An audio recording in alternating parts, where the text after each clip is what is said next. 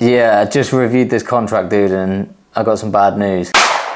Rent-to-rent contracts can be such a minefield. So many different agents have many different templates. Do you use yours? Do you use the estate agents? Will the landlord have their own? Like, it's a minefield and you've got to get it right. You've got to cover your own butt. I haven't seen this contract agreement yet. This is one of my legacy mentees, Amar. So I'm literally going to show you firsthand what happens when a mentee lands a deal and they're about to sign a contract. They don't know what they're signing. They're looking for a mentor to guide them through it. So get straight to it. I'll show you exactly what to look for when it comes to rent-to-rent contracts. So this is one of my legacy clients. This is Amar. So this will be for a HMO tenancy agreement. First things first, we want to see clues that it's a company-let agreement, not an AST, right? Which is a standard landlord or agent to tenant.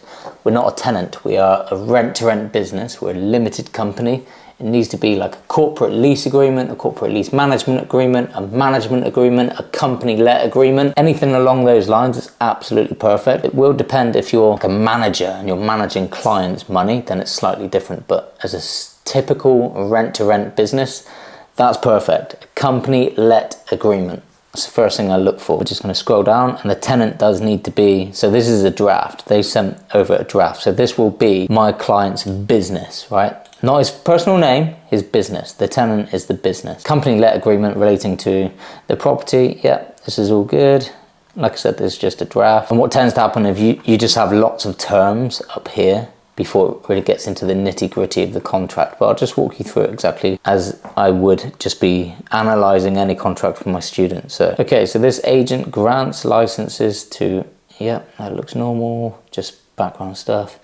Agent, yeah, gives details on the estate agent. That's good. This agreement is a company-let agreement. The tenant understands that the landlord will be entitled to recover possession of the property at the end of the term. The landlord is the leaseholder of a residential property available for rent and is legally entitled to grant this tenancy. Perfect. The property, yeah, details around the property. So we'll go to the next page. The term of the lease, yeah, okay. Should neither party, expiry. Again, this is just terms. The rent, subject to agreement, the rent of the property is. A rent review will take place after 1 year. Okay, that's fairly normal. At month 12, it's fairly normal for like a rent review or a break clause to happen. So that's, even though you're agreeing to maybe a 3 or 5 year deal, a 12-month review or break clause is very normal. All right, that's quite common. If you want to negotiate that out, then yeah, you can negotiate it, but don't be, shocked that if you've had like a 3-year agreement accepted and then this is on the contract, is fairly normal. Payment date, yep. Tenant will pay in advance, okay. Okay, so now we are into the nitty-gritty of the contract. It's not just terminology anymore. So the term and what you've had accepted, any rent review, any rent-free period should be stated under the rent section. You're going to start paying rent on this date, and if you've had a month rent-free or a 2-week rent-free period, it needs to be somewhere in this contract, but mainly it needs to be under the rent section. It just makes sense. Payment date. So yeah, the tenant will pay rent in advance. I don't know if Amar has had a rent-free period on this property, I'm not sure. So a deposit, if a deposit needs to be paid, you do have the reposit scheme where sometimes mentees can negotiate that in, and that's like buying insurance, buying a deposit insurance for the landlord. They're actually more protected down that route instead of paying a deposit. They're covered up to £50,000 annually, but that's not something you get back. You are buying essentially car insurance. It's like property insurance. It's usually 1 week's worth of the rent. So if the rent is £2,000, the insurance deposit insurance per year is £500, for instance. Okay, so he will be paying a deposit, refunded at the end of the tenancy if, all of this is in place. Stuff that will be deducted from the deposit: repair of walls, repainting if required, unblocking toilets, replacing damaged and missing doors. This is all normal stuff. Cuts, burns, any other repairs, yeah. The cost of examination where a tenant or tenant's guests have brought or allowed insects into the property. Yeah, it's looking like repairs and replacement required where windows are left open, of course plumbing to freeze. Yeah, locks, the property is not returned in the same condition as when the tenant moved in. Okay, so what I'm looking for here is Amar going to be liable for anything structurally? So if water ingress through the roof and it's caused rotting, is that in here? No, this is all just standard tenant responsibilities. If the tenants or Amar's tenants damage the property, Amar will be liable. That's normal. We're just a corporate tenant. 1 nail mark per room is permitted. For every additional mark, you would be charged £25. That's very extreme. So Amar will have to be on that upon handing the property back. Look at the inventory, and is it very clearly marked in the inventory that, you know, it's evident that the marks in the wall are very clearly detailed in the inventory, because when he comes to hand this back, you know, the photographic evidence in the original inventory must be clear enough that when he hands it back and they do another inventory, you can compare the differences in marks in the wall, because that could be a substantial charge. 10 marks, for instance, that's £250. That's one thing for Amar. Check the original inventory. Does it clearly showcase the amount of marks in the wall? I'm going to make a point to Amar, like when you take on that property, you get the keys, do a very detailed video walkthrough showcasing every single wall, so you have proof of the condition upon day one, and then save that on a hard drive somewhere. Just save it somewhere so it's safe, because that could be a very expensive handing back thing. That's not normally in a tenancy agreement either. That's the first time I've ever seen it, and I've checked hundreds of these contracts for my students. Tenant obligations, here we go. To pay rent on time every time. Yeah, cool. Tenant is responsible for utilities and other charges. Yep, so gas, water, electric, Wi-Fi. Yep, that's all normal. Council tax. The tenant shall comply with the laws. Yep, where the tenant allows either tenant shall pay. Yep, tenant shall pay a TV license. Normal. Shall pay council tax. Okay, inventory. Being the list of the landlord's possessions at the property or schedule of property. To keep the items on the inventory and the interior of the property in good and clean state. Yep, absolutely fine. Fair wear and tear accepted. All normal stuff. Tenant improvements. Not to make any alteration or addition to the property, and not without the prior consent of the landlord. Consent not to be withheld unreasonably. Do any redecoration or painting of the property. So Amar has to get permission to do anything. Feature walls, repaint skirting boards. He's got to cover his ass on everything. So keep everything in email. If you want to do any alterations whatsoever, like change, you know, repaint white for white, just cover your own ass, ask in email, get permission. Even if it's going to be the same color, doesn't matter, cover your own ass. Not to do anything at the property which may become a nuisance, normal. Yeah, blockage of the drains, okay. Assignment and subletting. To use the property as a HMO residence for the tenant and such other occupiers as the landlord has expressly permitted only. The tenant is not to have any other lodgers or long-term guests at the property without the landlord's express consent. To use the property as a company-let residence for the tenant and such other occupiers as the landlord. Yeah, okay. The owner has given full authority to the agent to manage the property and let it out on an AST agreements up to, yeah, perfect. So Amar's covered. It's in here that the landlord grants permission for the tenant, in other words, Amar's business, to sublet to other tenants on ASTs. That right there is very important. You have to get permission. Some agents and some landlords think that we're taking this property on and we're going to be the sole occupier. Okay, that's not the case. That's clearly very clear in here that, yeah, that's perfect. No questions asked there. Okay, access. To allow the landlord or anyone the landlord's permission, yeah, as long as it's 24 hours notice, which it says here, 24 hours notice, perfect. So Amar, if the property is unoccupied for 14 days or more, has to inform the landlord. That's not really going to happen, but that's okay, that's fairly normal. If Amar has abandoned the property, yeah, urgent repairs. If the locks have been changed for such urgent security reasons, the landlord must attempt to provide notice to the tenant of the change in locks. Yeah, that's absolutely normal. Basically, we have no tenant rights. If we breach this agreement whatsoever, the landlord can take the property back. This is what this kind of section is implying. So the landlord and the agent are covering their asses here. If the tenant has abandoned or surrendered the property and the tenant has left some belongings, the landlord will store the tenant's possessions. Yeah, okay. Once the cost of storage is greater than the value of the items, the landlord can dispose of such items. If the tenant is absent from the property, what normally actually is said there is any furniture that isn't the landlord's or is outside of the inventory, they will pay to dispose and then deduct from your deposit. Care and use of the property. To use the property as a HMO. Yep, perfect. Covered. We're covered there. Not to do anything at the property which would be a nuisance, normal. No illegal activity. Not to use the property in any affecting the landlord's freehold or superior leasehold. Yep. Okay, the parties will comply. That's essentially saying don't run it as an Airbnb in that sentence. Not to use a property in a way that affects the leasehold or freehold. In most leasehold agreements, the leasehold agreement they've signed, it would say not to sublet on a short-term basis. In other words, Airbnb. These are all normal. Not to leave the property unoccupied more than 21 days, yeah. Not to smoke in the property, normal, because it's HMO, it's got smoke alarms. Not to apply for planning permission in any way, that's fine. Nobody can be a lodger, they must be a tenant. Save that the property may be let on a HMO basis, yep. Not to do anything, not to make duplicate keys without letting or getting consent of the landlord, fine. You know, you don't want more keys floating about of your property unless you're aware of, absolutely fine. Not to alter the appearance of the outside of the property, yep. Don't touch the electrical or plumbing, absolutely normal. Not to erect satellite dishes or aerials. Don't hang washing outside the windows, yep, that's fairly normal. So what's going on here is just the landlord's covering their asses. Don't mess with my building.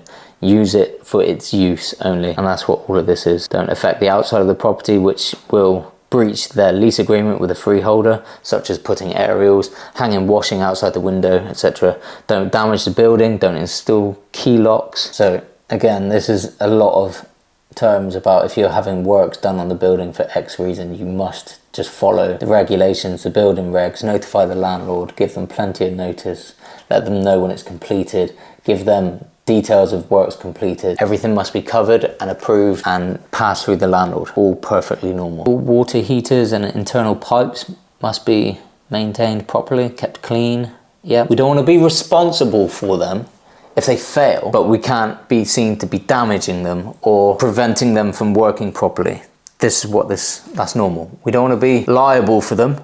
It's the landlord's property. It's their responsibility to maintain it. But if we're doing something which is going to affect the operation of it, then yeah, we'll be liable if it breaks. To keep the property heated to a reasonable level during the winter months to prevent the damage of the water pipes.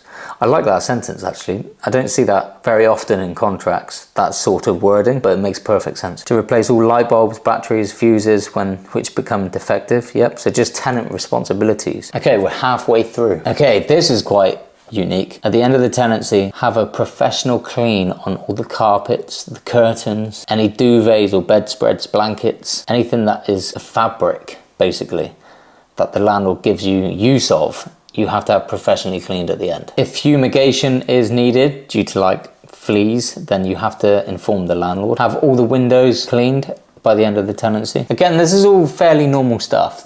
The landlord just wants their property maintained. That's good. Maintain the garden, keep it free from weeds and litter. Pets. No pets or animals allowed at all. That's normal anyway in a HMO because someone might have allergies. Don't tamper with the fire alarm system. Normal. Keep the gardens tidy. Check for damp at the end of the tenancy, rising damp. And if you see any signs of it, I guess this is to notify the landlord.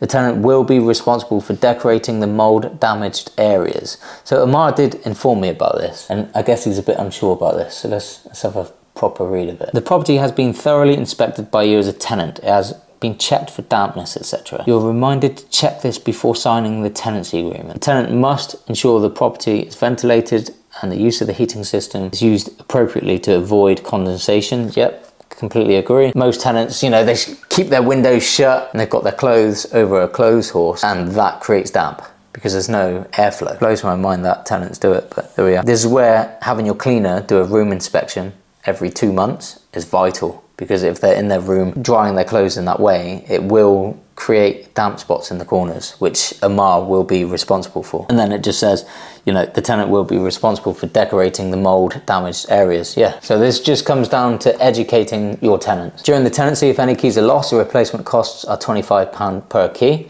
rightly so. And if the tenant loses their key, you should be charging them £25, not you paying for it. That's where you have an internal key safe. So, you know, you have the spare keys in there. So when a tenant informs you, oh, I've lost my key, yeah, no worries at all.